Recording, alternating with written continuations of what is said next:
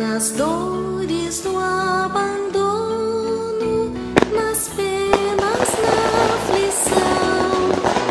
São Judas consola os pobres filhos teus que esperam, suplicam a paz, o amor de Deus.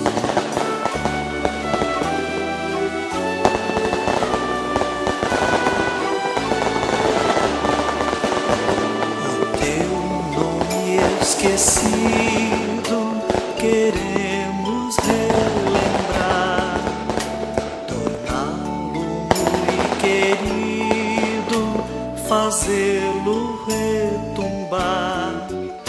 São Judas